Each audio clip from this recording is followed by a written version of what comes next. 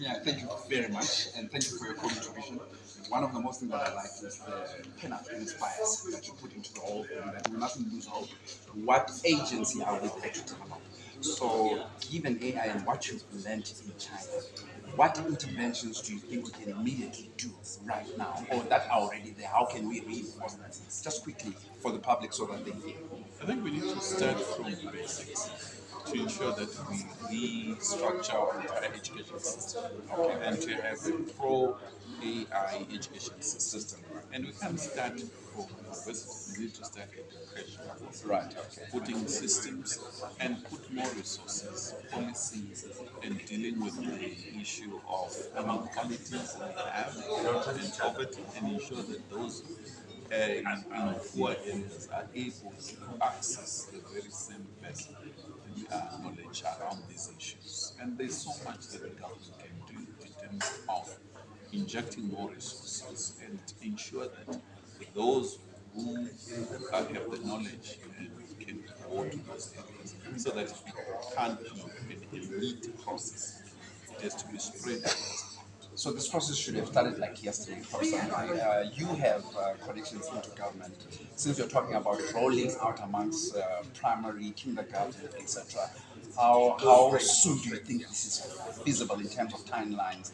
Let's challenge ourselves. Do you think this starting next year or this year? Remember, I brought about the idea of a steering committee. So when do you see this being done to have a pilot test case? When can we do this? I think there's so much happening already. All right. There's a presidential commission that deals with issues of artificial intelligence, and there's so much that is done within the higher education, basic education, science and technology. There are certain programs in some schools, but it's still at a small scale. I think more we need to be done, particular bias towards poor communities and poor schools, and ensure that we make turn around the results that we see coming from our primary, high school, as well as universities. I think more needs to be done to fund and ensure that we produce products. We don't theorize these things. Ensure that the best brains we have supported. Some injections of certain programs we have, for instance, of building in black billionaires, some of those resources need to be injected and finding innovative ways that you can have in Tibet, in our universities, initiatives where students can establish their own company with practical products coming out of universities and making them politics. Monyae, you work very closely with China. What is the investment of China comparing with what is the investment of the US and Europe now? Because they were number one into US and Europe in South Africa. Now, comparatively, what are the figures between those three that is Chinese? Because I understand the investment of China has really gone up from the 90s right up to now. If they're not number one or number two, can you give us a sense of the figures? Where are the Chinese right now? Compared to the US and Europe?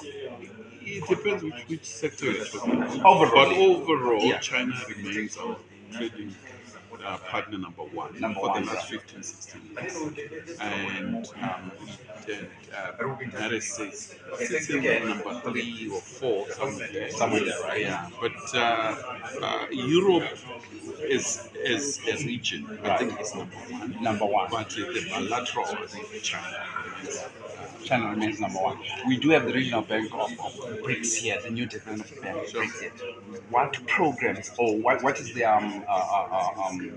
loan offerings they've made so far in South Africa and Southern Africa? They've done quite well. Right. I think Yeah. you are The aware. ones that have impressed you. Indeed, the BRICS Bank has played a critical role, particularly in BRICS countries. I think they've assisted South Africa, particularly during the COVID, as well as post-COVID, with energy crisis. I think they've been a loan on ESCOM, Right. massive, and I think we need BRICS Bank for a number of reasons. That we diversify our sources of loans to increase your capital on the capital market so that we are not dependent only on Western loans. We can broaden that so that the conditionality placed on loans, they should be on others, they use different models. So the BRICS is one that is also favorable to Africa. One last question, because I know other people want to see it. The last question is: we are having a global tariff and trade war against economic giants such as America and China, and it's taking a toll on their economies. How is it impacting the financing, what you're talking about now, of South Africa and Africa? Do you have a sense of what might happen? Tariff wars is quite a serious situation that affects not just United States and China. Right. I think it's important for us to say in this kind of tariff wars, there is no winner. It's a lose-lose.